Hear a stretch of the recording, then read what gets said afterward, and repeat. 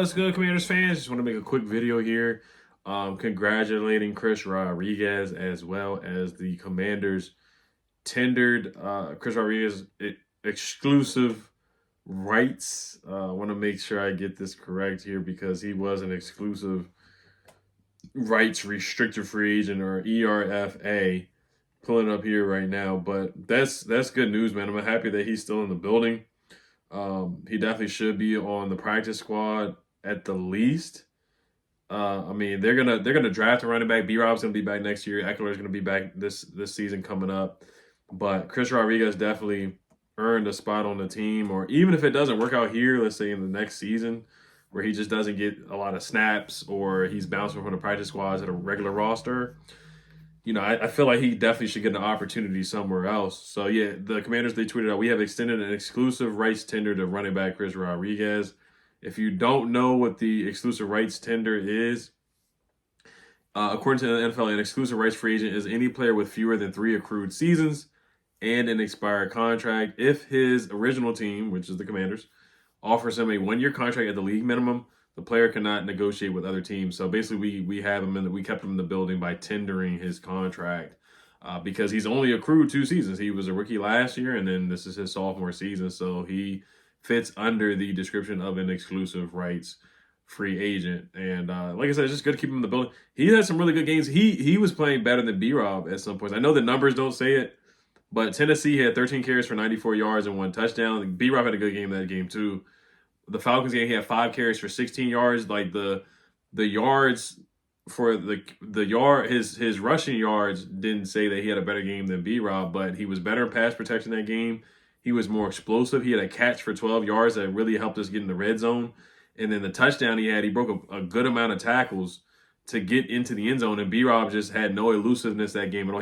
B-Rob had 60 yards rushing, but still, like, it was like, it just looked like a lethargic 60 yards. I don't want to dismay or put down 60 yards rushing, but that, if you were there, if you watched the game or were at the game, that was not a good game for B-Rob. And Chris Rodriguez just looked more explosive and just ran tougher and broke tackles and just made something happen out of nothing. And against the Giants, 11 carries for 52 yards. He had a good game that game as well. So for the most part, when he had opportunities, when he had like 10 carries, he gave you 50 yards at least. He gave you 4 yards per carry, and he would give you a touchdown if you gave him the opportunity. So I thought he played pretty well, and we know he was, a 6th or 7th round pick. I think he was a 6th round pick out of Kentucky. And, yeah, when he's gotten his opportunity, he's got his name called, he just had fresh legs towards the end of the year, and I think this is a good guy to definitely keep in the building. They released him at one point, and then they had to bring him back because B-Rob was in and out of the lineup.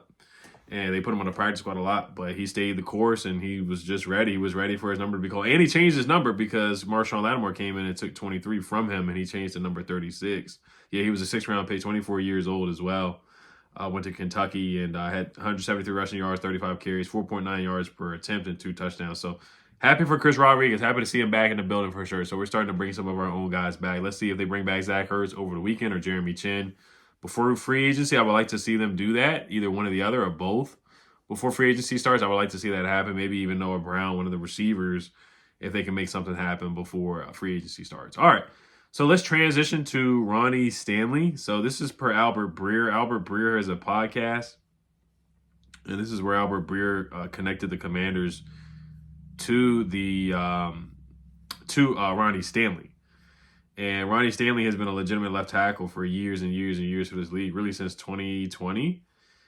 This past season, so in 2024, he had an 84.8 pass blocking grade, 7th among offensive tackles, 272 pass blocking snaps, and 0 sacks allowed. That was in November 2nd, 2024 at that time.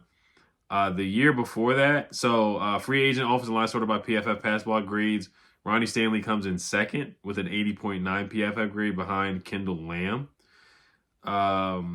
So, I mean, he fits the bill. He was a top 100 player last year. 2020, he had a great season. He had an awesome season in 2020. He had a really solid season this year, too, protecting Lamar Jackson. And he's used to protecting a mobile quarterback. So I think he fits the bill, and he knows what to expect with an athletic, mobile quarterback that can make something happen out of nothing and extend plays and just be ready for that. So I think he would fit the culture and fit the team. Now, his projected value or his projected contract is $20 million per year. You know how left tackles get a lot of money. You would have Brandon Coleman kicking into left guard. Most likely, Allegretti would be your backup left guard, and Ronnie Stanley would be your starting left tackle. So that could put Brandon Coleman into a comfortable spot. I mean, he's played guard and tackle, so he can play both, but maybe he's better at guard. You never know. And then Ronnie Stanley would be your left tackle. Wiley would be your right tackle. Tyler Biotic would be your center. And then Sam Cosmi, when he comes back healthy, would be your right guard. So that would be a really, really good offensive line. You would improve the offensive line with Ronnie Stanley. He's 30 years old. I know he's been up and down, but this year he had a really good season. He had 13 penalties, though, which is concerning. Only allowed 2 sacks, and he played 1,089 snaps last year, which was 9th out of 141 tackles. So he plays all the snaps, of course. 71.0 overall PFF grade, 79.6 pass blocking grade, and a 63.4 run blocking grade for Ronnie Stanley. Let me look at some of the other stats for him to see if he's been able to stay healthy for the most part, how many games he's played the last couple seasons. 6'6", 310 pounds. Went to Notre Dame, 6th overall pick in the 2016 draft. So he's been in the league for a while. 13 games in 2023, 11 games in 2022. Only played in 1 game in 2021.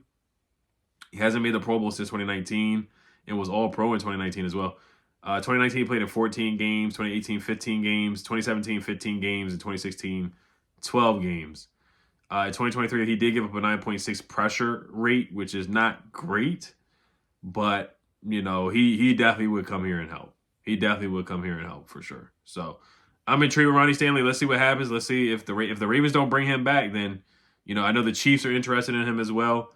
So that's a solid move. I wouldn't mind at all. It's a solid move. I wouldn't mind at all. Now Geno Smith being traded is pretty crazy. I'm not gonna lie to you. That's a pretty crazy trade right there. Geno Smith being traded to the Raiders, but you know that just shows you how free agency is gonna go. There's gonna be a lot of moves made.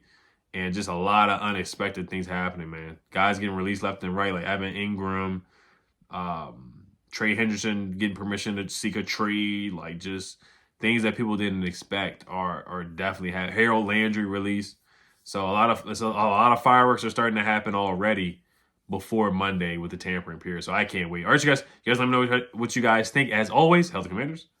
Peace.